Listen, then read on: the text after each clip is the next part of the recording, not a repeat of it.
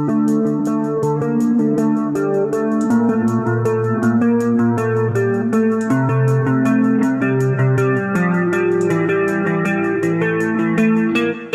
y'all, we are the Stewarts. My husband, Russell, is an artist, and I am May, and I have an interest in true crime. We decided to merge our two interests together. Enjoy this calming visual while listening to a tragic story. This is Stew Art and Crime.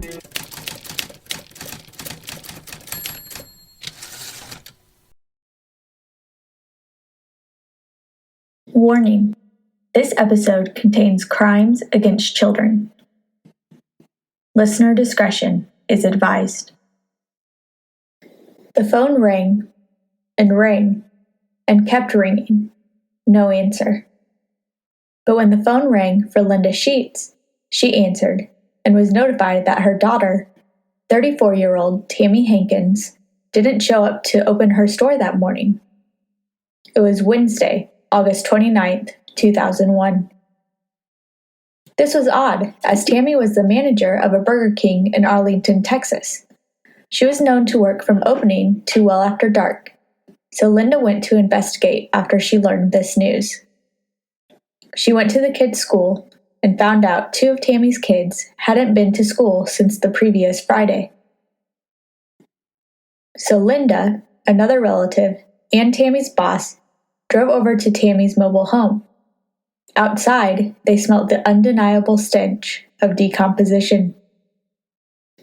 But Linda knew she had to go inside, so they used their spare key and walked in to a mother's worst nightmare. A bunch of clothes were piled up on Tammy's bed. When Linda moved them, she saw her strong, outspoken daughter's lifeless body. Then saw that another bed and the couch also had clothes piled up on top. And that is where she found the lifeless bodies of her grandkids. Kevin Galley, 12, who had been excited about being a 7th grader and playing football, and Ashley Mason, 11, a quiet, sweet girl who had hoped to be in the 6th grade band at school. This news was horrifying, but she knew exactly who the police should look at: Tammy's estranged husband, Terry Lee Hankins. Terry Hankins grew up in poverty with his father, Ernie Hankins, and countless of his father's girlfriends, two of which he claimed to have had sex with as a teenager. He also had some physical handicaps: a clubbed foot and mangled hand, which kids at school would make fun of him for. So when he met Tammy at the age of 19, he decided to marry the 27-year-old mother of 3. He later stated this was to escape his home life, but that he didn't respect her because her 3 young children had 3 fathers. They were married on February 22nd, 1994. They had a rocky 7-year relationship, and during this time, Tammy became distant from her parents because they didn't approve of the marriage. Chip Molnix, Tammy's ex-husband, also took issue with the marriage. He always feared leaving his son with his ex-wife's new husband, a man he knew from childhood to be flat-out mean. His worst suspicions were realized that horrifying night, and was thankful his 10-year-old son was visiting grandparents that day.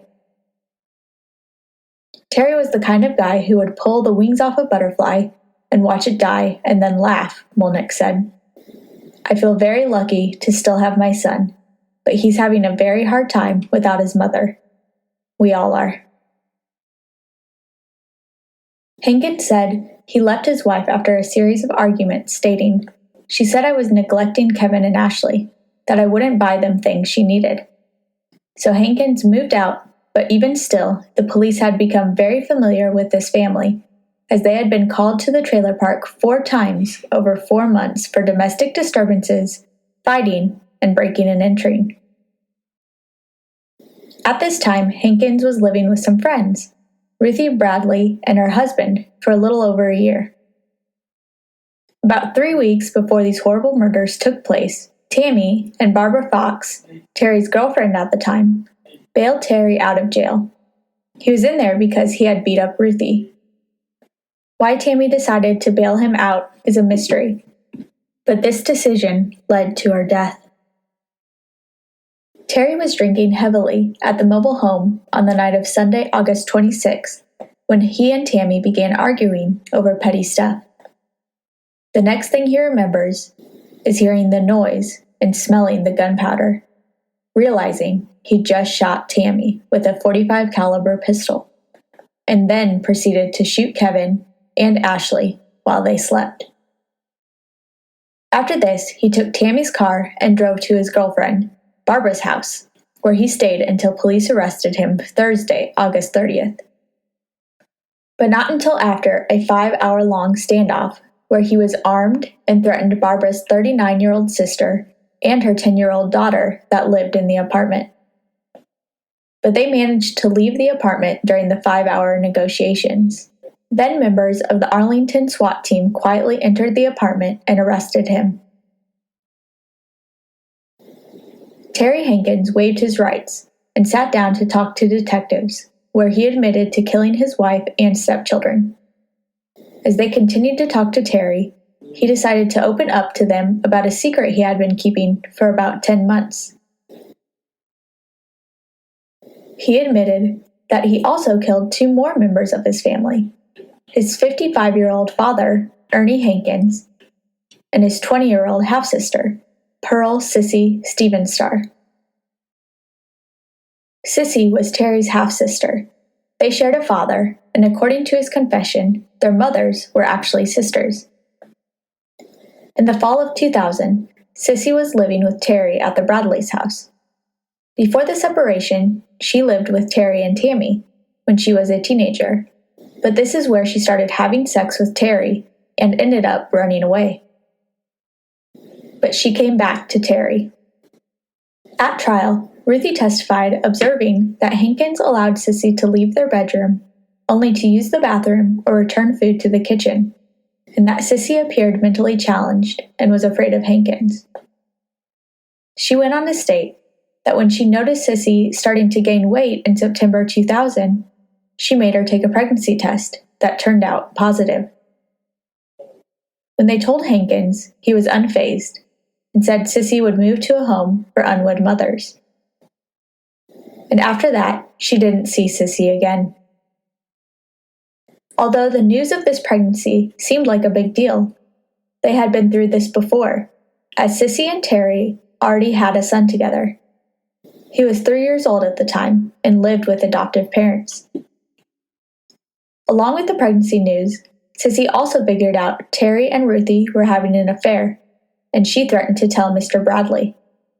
An argument broke out between the half-siblings, and Terry said he just lost it and bludgeoned her to death with a jack stand. Knowing he had to get rid of the body, he stuffed her into a storage trunk and left it in his room. 2 days later, he then moved her body and the trunk to a car at his father's towing and auto repair business. As for his father's murder, he had been drinking and arguing with him when Ernie pulled out a gun and threatened him. When Terry snatched the gun away, he shot his father in the head, claiming he wasn't sure if it was intentional or not. His father fell back into his recliner, and that is where he stayed until the police located him due to Terry's confession. When they found him, he was severely decomposed and had many air fresheners around him to help relieve the horrible stench. Terry also made sure to pay his father's rent and mow the lawn to avoid suspicion, and if anyone did ask of the whereabouts of his half-sister or father, he would simply say, "They moved in with relatives in another state." Investigators found the bodies the day after Hankins' arrest. He was held on a $1 million bond and stayed in jail until his trial in May 2002. May 7, 2002, Terry Hankins pleads not guilty to the charge of killing his 2 stepchildren. Tammy was not included in the charge, but was mentioned throughout the trial. And so, his trial began in front of a jury of 6 men and 6 women. Assistant District Attorney Elizabeth Berry said in her opening statement that the evidence would show that Mr. Hankins was guilty of the slayings, which he admitted committing to investigators. The confession to Mansfield Police is going to tell you all you need to know about who killed Kevin Gailey and Ashley Mason. She said, Terry Lee Hankins committed the senseless act of the capital murders. In the defense opening statement Tuesday, they believed that 6 written paragraphs should set their client free. His attorney said that officers did not have probable cause to issue a brief arrest warrant and that all subsequent evidence linking him to a triple slaying in Mansfield is no good. But the defense wouldn't present this evidence until later in the trial. Instead, Tuesday mostly focused on testimony over the discovery of the bodies of the children and their mother and the evidence found there, including 2 handwritten notes, one on the back of an envelope and the other on an insufficient funds statement from a North Texas bank. The statements are as follows.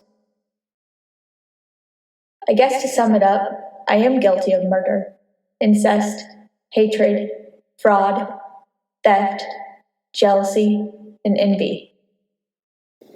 In an interview, Hankins stated that this note was not written at the time of the murders, but said, "That was in a box. I was babbling. It was written long before that." The next note said, "So this is how it all ends.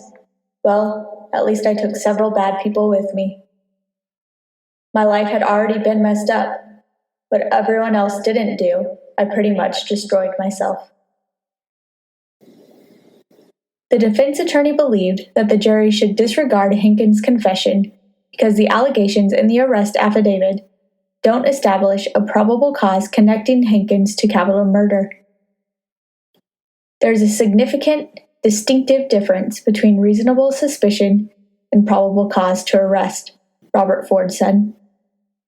And since the defense believed the biggest piece of evidence for the prosecution was Terry's confession, they thought there was no case. Ashley had defensive wounds all over her body, indicative of a struggle. Whose hair was found in her hand? It was Terry Lee Hankins' hair, the prosecutor said. During closing arguments Monday morning, the prosecutor reminded jurors how forensic experts testified that bullets near his stepchildren's bodies were fired from a gun found when Hankins was apprehended August 30th, and told jurors the affidavit contained enough facts pointing to Hankins' guilt, including the confession note found near Ashley's body and his slain wife's car found at his girlfriend's apartment. "You do not have to let a guilty man walk out of this courtroom," she said. The jury deliberated less than 30 minutes before finding Terry Lee Hankins, 27, guilty of the murders. During the punishment phase is when jurors were able to hear about the murders of Hankins' father and stepsister, and in May 2002, they sentenced him to death. In March of 2003, Hankins filed an appeal raising 12 points of error. However, his verdict and sentence was upheld by the Court of Appeals. He then exhausted all his appeals and his execution date was set. Perry says death row. We say hell no. Perry says death row. We say hell no. What do we want? Abolition. When do we want it? Now. What do we want? Abolition. When do we want it? Now. The evening of June 2nd, 2009, the sound of activists could be heard yelling out in front of the Huntsville Walls unit, where the next execution was to take place at 6 p.m. Other activists could be found in Austin, at the Texas Capitol, downtown Houston, in Europe gathered outside U.S. embassies, and in Montreal, in a large die-in, which is a form of protest in which participants simulate being dead, was being held by activists dressed in black, wearing white plastic face masks, and holding signs with the image of the state of Texas on them. Why was this particular execution bringing such a large protest worldwide? It was the 200th execution since Governor Rick Perry came into office in December 2000. Governor Perry has allowed more executions to proceed than any other governor in U.S. history. The anti-death penalty community was asking people to come protest, but if they couldn't, to contact Perry's office that day and ask him to abolish the death penalty in Texas, as well as donate 200 cents to an anti-death penalty organization. This symbolic 200 cents goes towards helping them organize against the Texas death penalty. That is 1 penny for every execution under Rick Perry. In Texas, the cost of an average death penalty case is nearly 3 times higher than imprisoning someone for life without the possibility of parole. The average cost to house an inmate in Texas prisons is $47.50 per day, according to Michelle Lyons, spokeswoman for the Texas Department of Criminal Justice. Thus, it would cost about $17,340 to house an inmate for a year, and $693,500 for 40 years, far less than even part of the death penalty costs.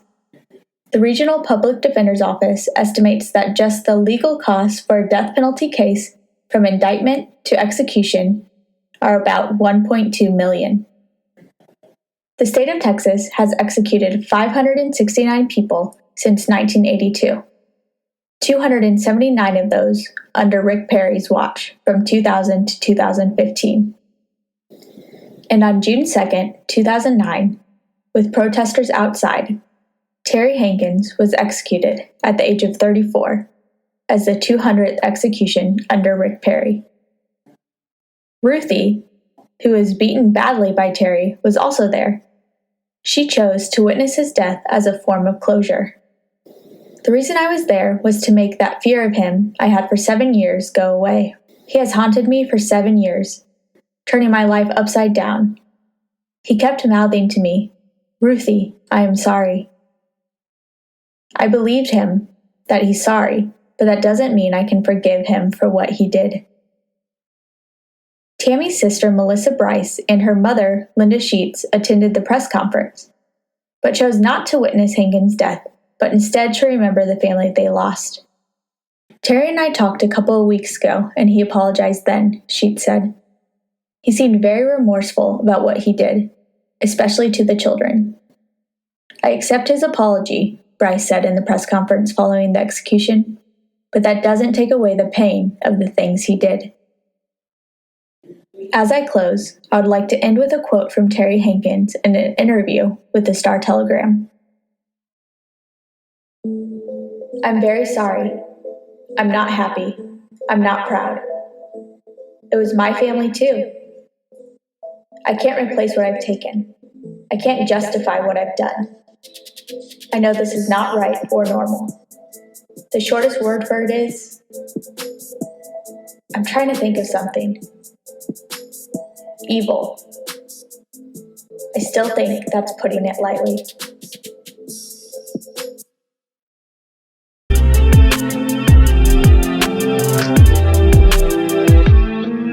If you enjoyed this video, please hit the like and subscribe button below. If you want to inquire about a commission, you can email Russell at russellstewart.art@gmail.com. You can watch Russell livestream his art on Twitch. And if you want to hear more true crime stories, you can subscribe to my podcast, Crimes of a Decade, a Texas true crime podcast. Now that we are done, make sure to wash with the brush. Just beat the devil out of it.